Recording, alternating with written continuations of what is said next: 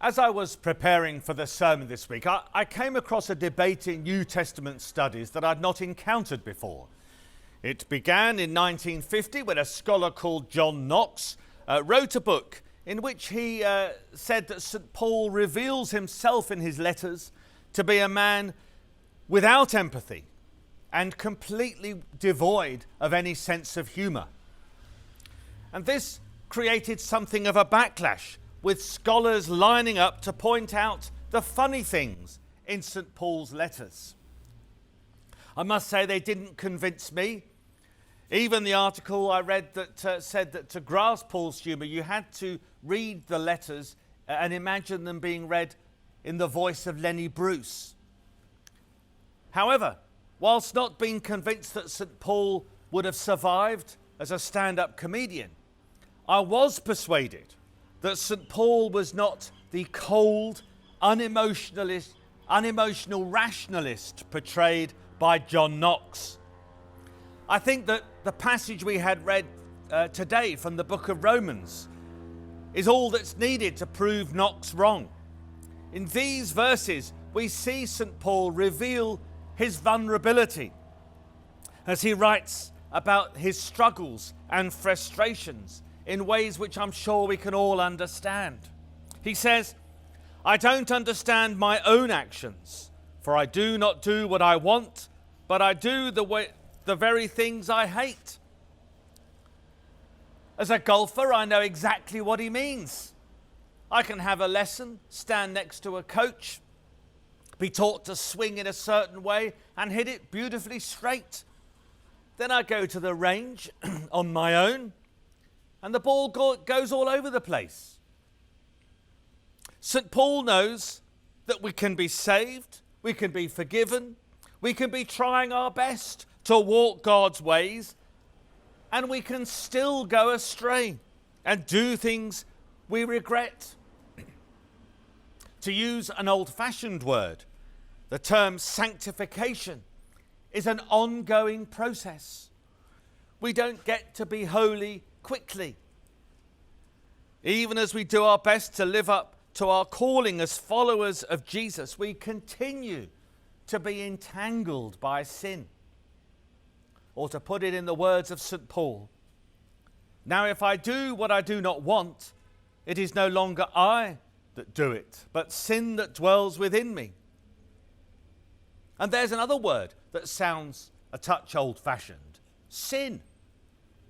It's not a word that, as Episcopalians, we like to use very often.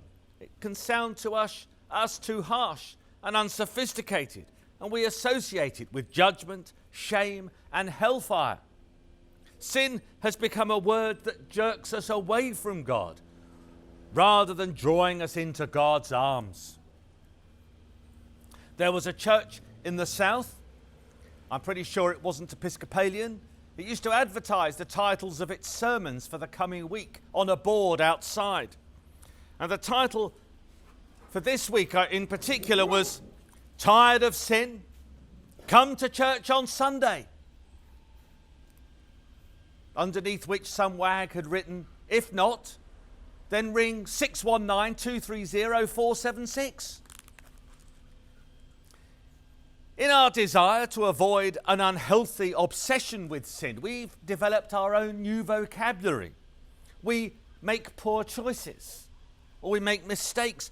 British MPs have their own vocabulary. They don't sin, they merely have peccadillos.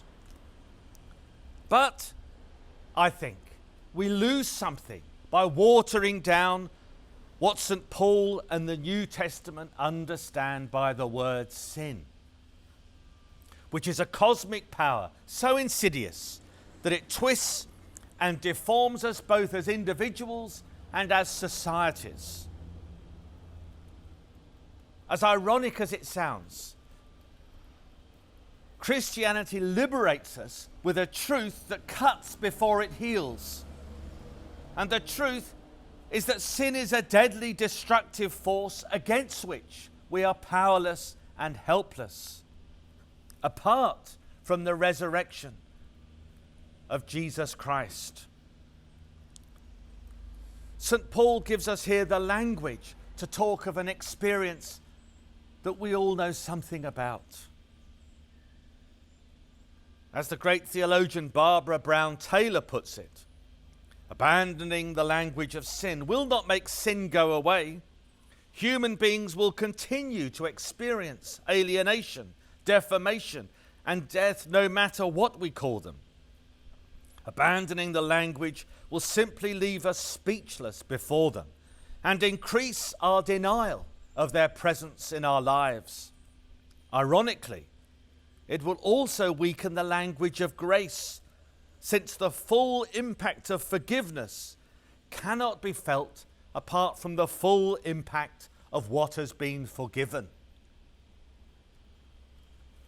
I'm reminded of the first step in the 12-step program used in Alcoholics Anonymous, which is based on Christian principles and which has changed lives all over the world.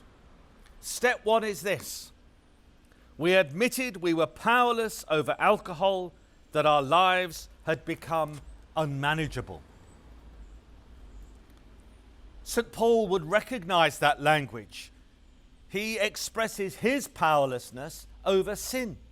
He said, I want to do what is good, but evil lies close at hand. I delight in the law of God in my inmost self, but another law is at war in my mind, making me captive to the law of sin that dwells in me.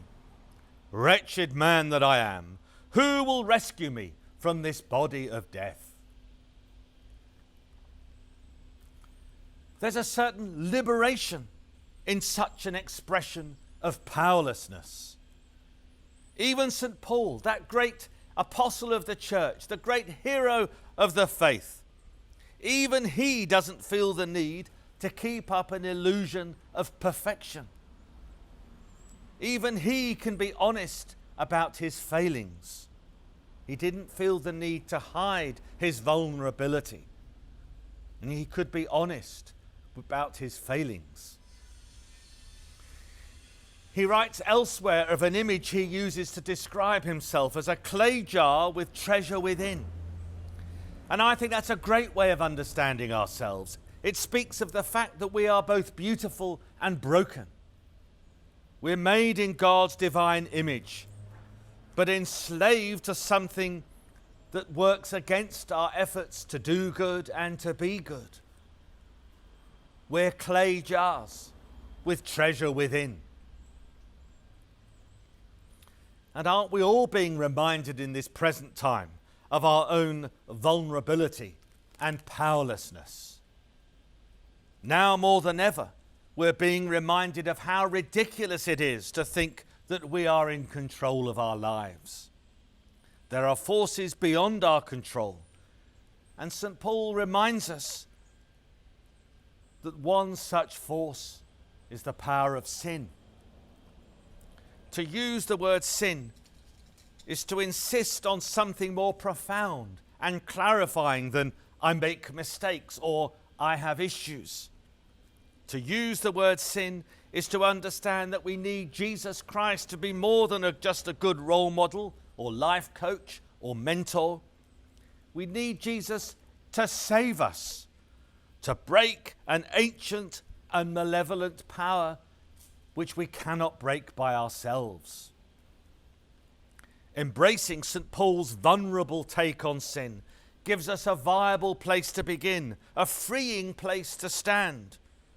To confess, as St. Paul does, that we are wretched in the face of sin's power and lost without the cross is a solid starting point for living a joyful, spiritual, Spirit-filled life.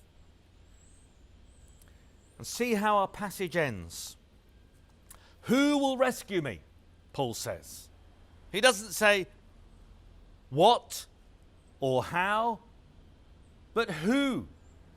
St. Paul knows better than to ask, what do I need to do to be free from this power of sin? He knows there's nothing that he can do. The answer instead lies in the person of Jesus Christ. Which leads me to conclude by referring to our gospel reading. we read there of Jesus' wonderful invitation. Come to me, all you that are weary and carrying heavy burdens, and I will give you rest. It's not an invitation for the well-behaved or the holy, but to the weary and those with heavy burdens. It's offered to those who just can't make it on their own, no matter how hard they try. So may each of us find the liberation of being able to admit our weakness and find the joy of the rest and salvation that comes in the person of Jesus Christ. Amen.